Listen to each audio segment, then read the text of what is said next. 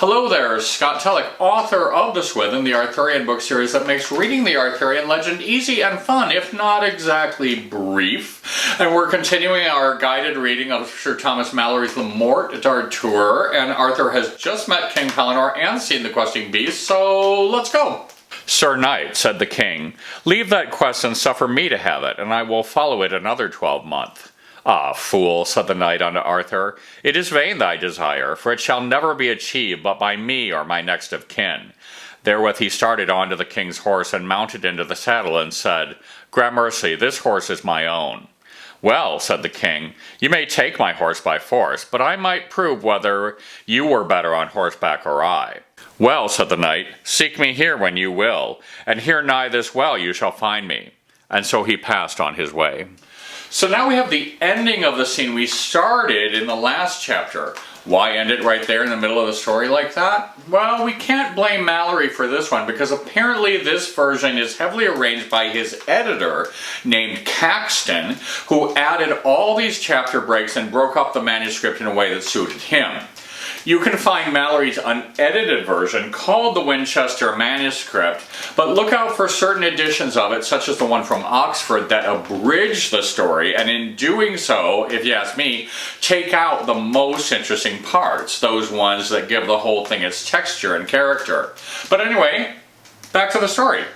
So you'll recall that Arthur just saw the questing beast. King Pellinore asked if it was around, and then asked for Arthur's horse to follow it.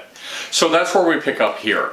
Arthur says, why don't you quit your quest and let me have it and I'll follow the beast for a year? Pellinore says no and takes Arthur's horse by force. Arthur says, hey, you can take my horse by force, but we might see who the better horseman is. And Pellinore says, look for me here.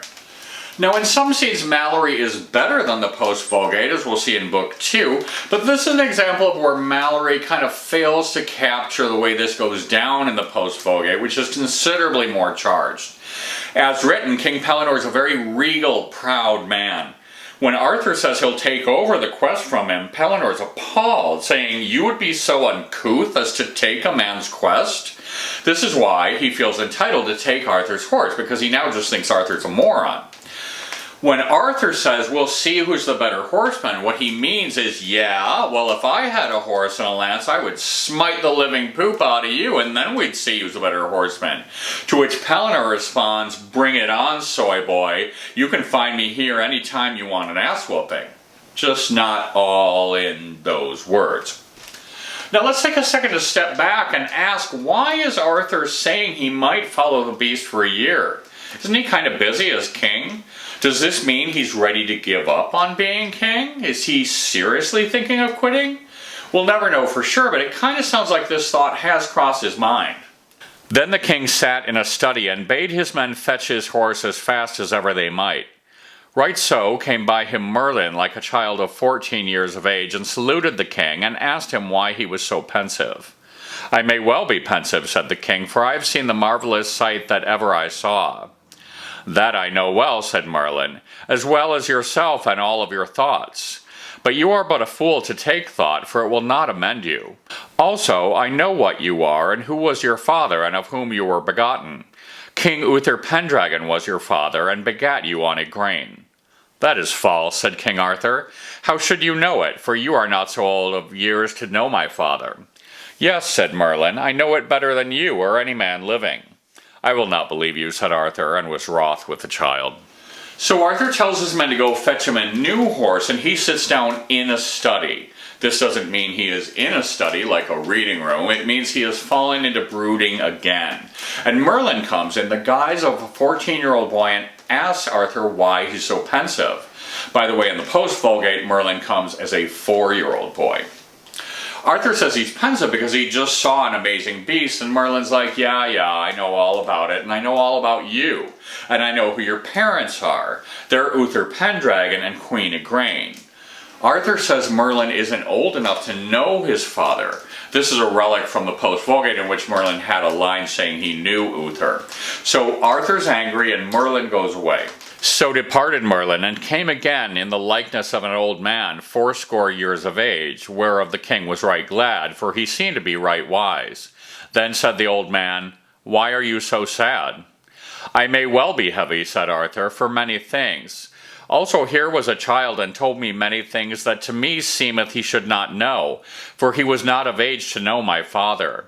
Yes, said the old man, the child told you truth, and more would he have told you if you'd have suffered him. But you have done a thing lately that God is displeased with you, for you have lain by your sister, and on her you have gotten a child that shall destroy you and all the knights of your realm. What are you, said Arthur, that tells me these things? I am Merlin, and I was he in the child's likeness. Ah, said King Arthur, you are a marvellous man. But I marvel much of your words that I must die in battle.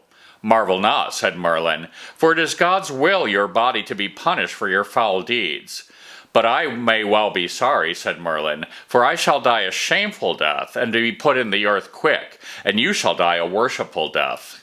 And as they talked this, came one with the king's horse, and so the king mounted on his horse, and Merlin on another, and so rode unto Caerleon. So Merlin comes right back in the form of an 80-year-old man. A score is 20 years, so a man of 80 years is 80. He also asks Arthur why he's so sad. Arthur says many things, and that there was just this kid around here saying things he couldn't know. The old man says, the kid was right about your parents, and I'll tell you what else. God is very angry with you for sleeping with your sister, and with her you've conceived a baby that will destroy you and all your knights. Then Arthur asks who he is, and he reveals himself as Merlin. He says Arthur must be punished for his foul deeds, but he should feel glad, for Arthur will have a worshipful death, that is, a noble and honorable one, whereas Merlin will die a shameful death and be put in the earth quick. Well, I guess that makes it all okay then. So important stuff here.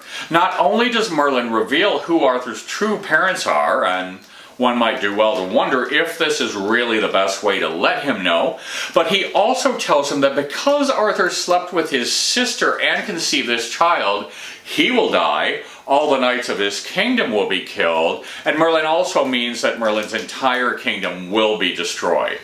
So big news, right? And I'll just give you a sneak preview that their child is Mordred, who does indeed come back and destroy Arthur's kingdom and kill Arthur himself. These kinds of highly symbolic prophecies do tend to come true in the Arthurian legend.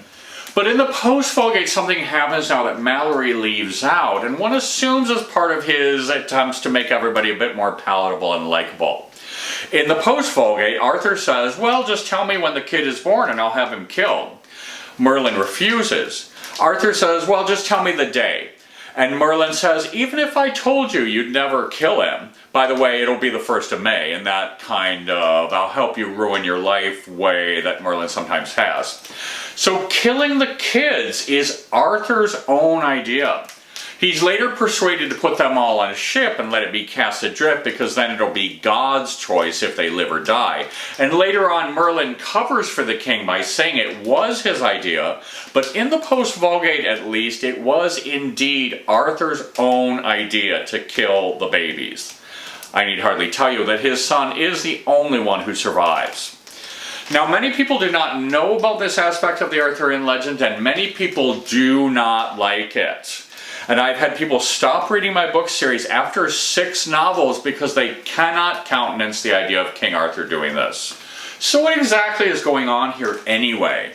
Arthur makes a poor decision out of, was it lust? We don't really know. And now he's essentially ruined his whole life just as it's getting started. This will become the primary irony of the entire thing, as his youthful mistake turns out to be the mistake he'll be paying for the rest of his life. And the consequences of this mistake will, in fact, end his life. So although it never explicitly says it anywhere, to me, this is about that stupid mistake we do in our youth that keeps haunting us for the rest of our lives. That thing that no matter what you do, you can never get out from under. And throw in the irony that no matter how you try to stop it or escape this fate, it only comes back to haunt you like you always knew it would. Now, a good question is, why didn't Merlin, who knows all the past and future, warn Arthur not to sleep with Margaza? He could have done it easily, so why not? No one ever asked this in the legend. It's one of the enduring questions that just makes the whole thing more interesting. And one of the reasons it is interesting is it kind of seems like there are small, evocative little hints. For example, Arthur is the choice of God when he pulls the sword from the stone, but this is the third time now that he's heard that God is angry with him. Merlin also says that Arthur will have a glorious death while Merlin will have an ignoble one. And at a certain point we almost have to wonder if Merlin is actually somewhat complicit in arranging this glorious death for Arthur down the line for some reason of his own. Again, nothing in the legend ever actually says this, but there's enough hints to just kind of make you wonder.